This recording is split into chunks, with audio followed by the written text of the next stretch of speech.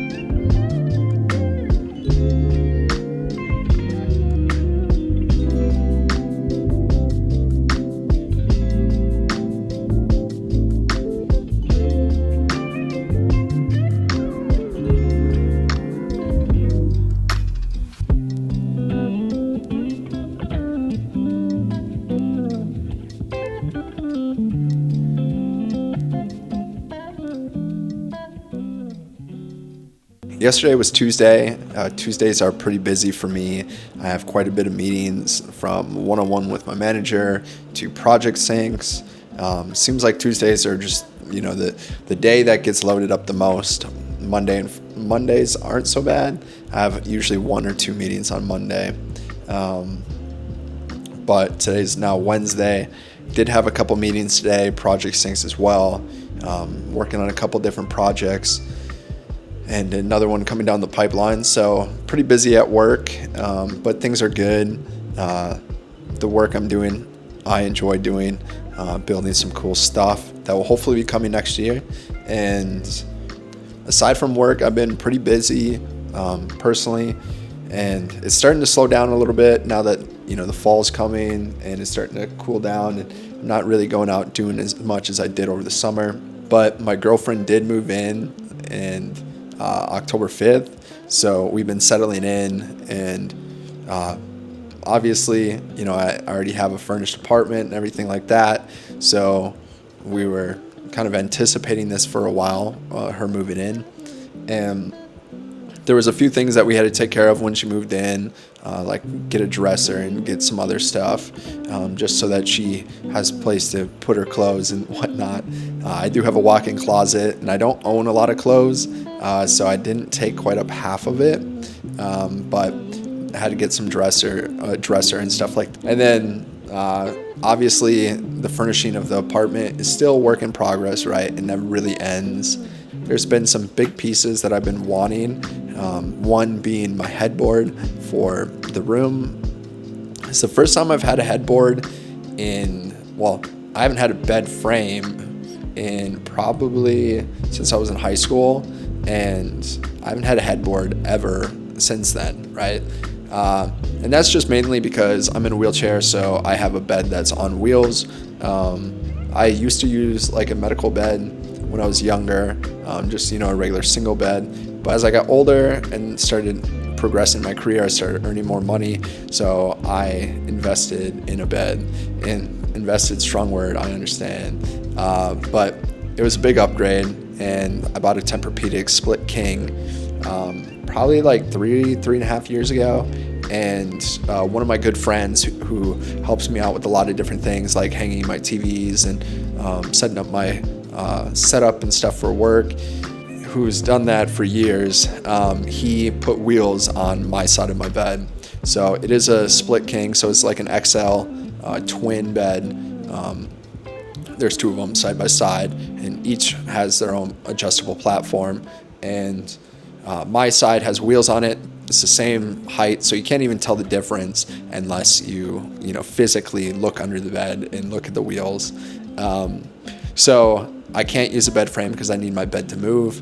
And I was looking at West Elm, and I found this really nice wall-mounted headboard that I just fell in love with. It fits the style and the aesthetic of the apartment. I love green, obviously with all the plants and the accents of the pillows and whatnot.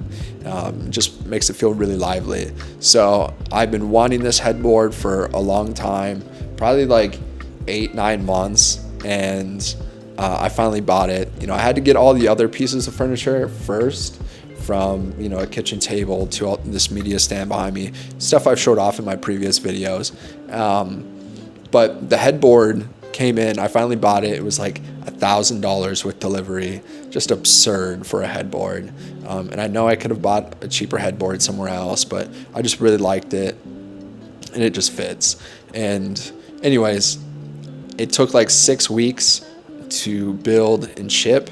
So in most apartment buildings, you might notice that the living rooms don't have overhead lighting, and overhead lighting, like recessed lighting, is, a lot of people don't like using overhead lighting because it's just harsh light. It's not soft. It's not like around 2500 Kelvin that creates like the warm, soft lighting.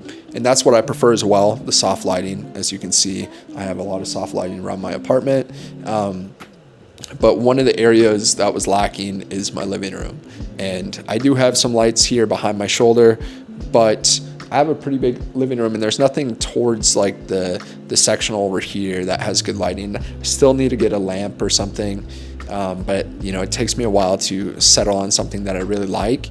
But with that being said, the kitchen table didn't have any overhead lighting, and I bought a pendant light that just hangs from the ceiling and then plugs in the wall. Fits the style perfectly.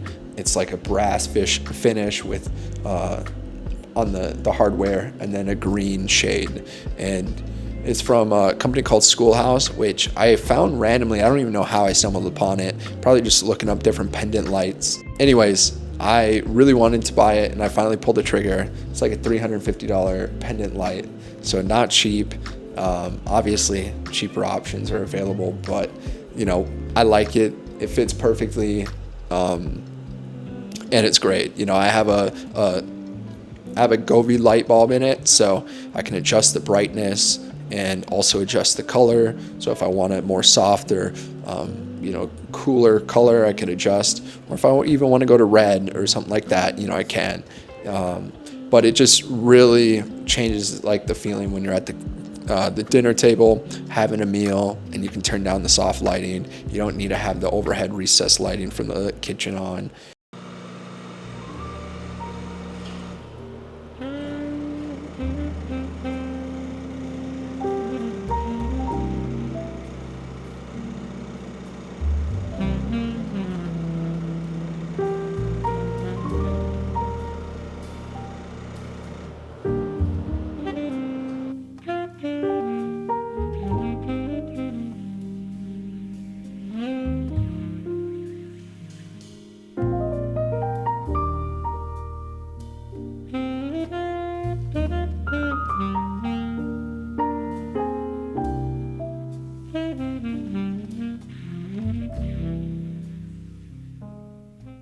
All right, so today is Halloween actually, and it started snowing here in Minneapolis. And not gonna lie, I'm actually pretty pumped. Like, I look forward to the snow in terms of like the holidays and the season, not necessarily like it being cold. But there's something different about this year where I'm like looking forward to it more. And maybe that's just because like the holidays last year kind of sucked. So I think this year's gonna be different and more fun. Yesterday, I was a little busy. I got a lot of work done, which was good on that project that I'm working on. But I also had an interview for my nonprofit. It was with this lady named Anna that I met during our fundraiser in St. Paul last August. She randomly walked by our booth and we had a conversation, and I guess she she shared that she interviews a lot of people who do nonprofits or work for nonprofits or found them, and she likes to share those stories and really just share, the things that people out in the community are doing to make the world better.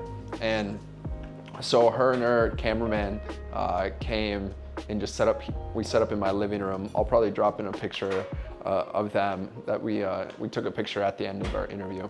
But it was a really good conversation, and I've been on the news a couple times. One that wasn't live and another one that was live. And so I feel like I'm getting a little bit better at interviews and just being able to discuss my nonprofit and our mission and what we're doing. So it was a really good conversation. They're very friendly, and I do appreciate them wanting to share, my foundation, Diskey Foundation, and what we're up to and how I actually got into starting it and everything. And so it was a pretty fun experience. I have an MR that I need to get merged, and then I think just start planning a new feature within the project that I work on. So probably need to start up a tech spec and some other things around it, get some tickets created, whatnot, but nothing too crazy. It's pretty chill, which is nice. I've been working pretty hard on this project, and we're ahead of schedule, so it's nice to have a little bit of breathing room during that. But yeah, I'm gonna eat some food and then get back to work.